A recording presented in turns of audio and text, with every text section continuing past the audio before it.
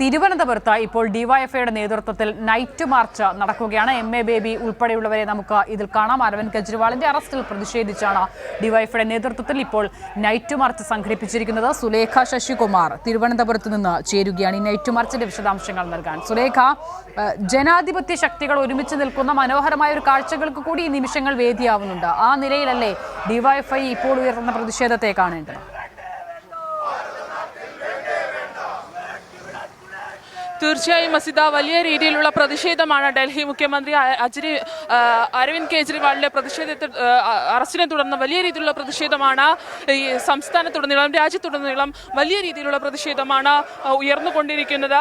നേരത്തെ ഡൽഹിയിൽ നിന്നുള്ള റിപ്പോർട്ടുകൾ പ്രകാരം ഇത്തരത്തിൽ ഇലക്ഷൻ ബോണ്ടിന്റെ വലിയൊരു വാർത്ത ഇന്ന് വന്നിരുന്നു. പക്ഷേ ഇതൊക്കെ മറച്ചു വെക്കാൻ വേണ്ടി ഇത്തരത്തിലുള്ള ഇ ഡിയെ കൊണ്ട് അറസ്റ്റ് ചെയ്യിക്കുന്ന ഒരു രീതിയാണ് വന്നിട്ടുള്ളത്. അതിൽ പ്രതിഷേധിച്ചാണ് ഇപ്പോൾ ഡിവൈഎഫ് അതിനൊപ്പം തന്നെ മറ്റ് ഇടതുപക്ഷ കക്ഷികളൊക്കെ തന്നെയും വലിയ രീതിയിലുള്ള പ്രതിഷേധം നടത്തുന്നത്. പാളയം രക്തസാക്ഷി മണ്ഡപത്തിൽ നിന്ന് ആരംഭിച്ച ഈ പ്രതിഷേധം AG's ഓഫീസിലേക്കാണ് നടത്തുന്നത്. MA ബേബി അടക്കമുള്ള കേന്ദ്ര കമ്മിറ്റി അംഗങ്ങൾ, CPMന്റെ കേന്ദ്ര കമ്മിറ്റി അംഗങ്ങൾ ഈ പ്രതിഷേധത്തിൽ പങ്കെടുക്കുന്നുണ്ട്. വലിയ രീതിയിലുള്ള പ്രതിഷേധം തന്നെയാണ് ഉയർന്നു വരുന്നത്. ഈ മോദി ഭരണകാലത്ത് ഈ പ്രതിപക്ഷ കക്ഷികളെ ഏത് രീതിയിലും തകർക്കുക എന്നുള്ള ലക്ഷ്യം വെച്ച് നടത്തുന്ന ഇത്തരത്തിലുള്ള കാര്യങ്ങൾക്കെതിരെ വലിയ രീതിയിലുള്ള പ്രതിഷേധം തന്നെയാണ് ഉയരുന്നത്. ഡൽഹിയിലെ മനോജ് സിസോദിയ, ഉപമുഖ്യമന്ത്രിയായിരുന്ന മനോജ് സിസോദിയെ കഴിഞ്ഞ വർഷം അറസ്റ്റ് ചെയ്യുന്നു. അദ്ദേഹം ഇപ്പോഴും ജയിലിലാണ്. ഇത്തരത്തിൽ വലിയ രീതിയിലുള്ള ഒരു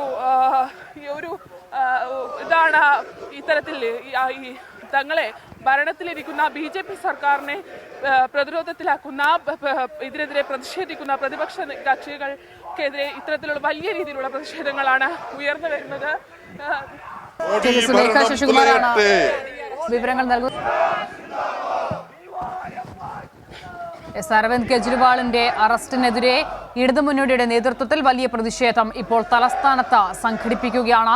രാജ്യത്തുടനീളം ഇത്തരത്തിലുള്ള പ്രതിഷേധം പ്രതിപക്ഷ കക്ഷികൾ ഉയർത്തുന്നു. പ്രത്യേകിച്ചും ഇന്ത്യ മുന്നണി അല്ലെങ്കിൽ ഇന്ത്യ സഖ്യം എന്ന നിലയിലേക്ക് പ്രതിഷേധം ഉയർന്നു വരുന്നു. ഇന്ത്യ സഖ്യത്തിലെ ഏറ്റവും പ്രധാനപ്പെട്ട നേതാക്കളിൽ ഒരാളുടെ അറസ്റ്റ്, തെരഞ്ഞെടുപ്പ് അടുത്തു നിൽക്കെയുള്ള അറസ്റ്റ്, അത് രാഷ്ട്രീയ പ്രേരിതം എന്നത് തന്നെയാണ് പൊതുവിൽ വിലയിരുത്തപ്പെടുന്നത്.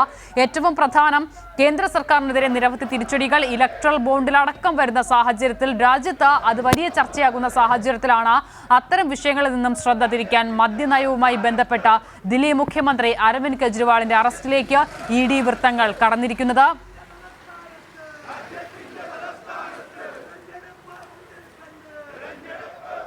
ഏകദേശം 2 മണിക്കൂർ നീണ്ട ചോദ്യം ചെയ്യലിന് ഒടുവിലാണ് അരവിന്ദ് കെജ്രിവാളിനെ അല്പം മുമ്പ് ED അറസ്റ്റ് ചെയ്തത്. ED ഹെഡ്ക്വാർട്ടേഴ്സിലേക്ക് ഇപ്പോൾ അദ്ദേഹത്തെയും കൊണ്ട് ED ഉദ്യോഗസ്ഥർ പോയിട്ടുണ്ട്.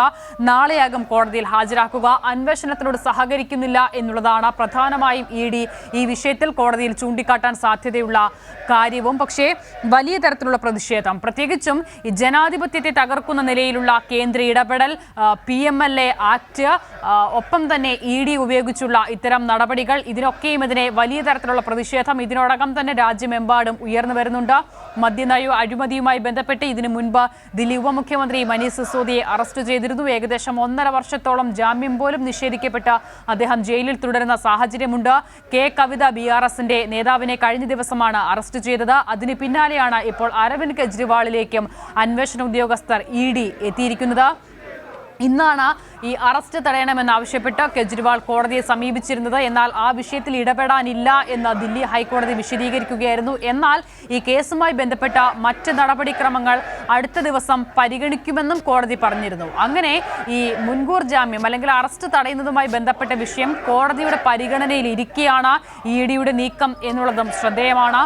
സാധാരണ നിലയിൽ ഇത്തരം വിഷയങ്ങൾ അന്വേഷിക്കുക CBI ആണെങ്കിൽ ഇവിടെ EDയെ കൊണ്ടുവരിക എന്നുള്ള ഉദ്ദേശത്തോടു കൂടി തന്നെ PMLA ചുമത്തുന്നു.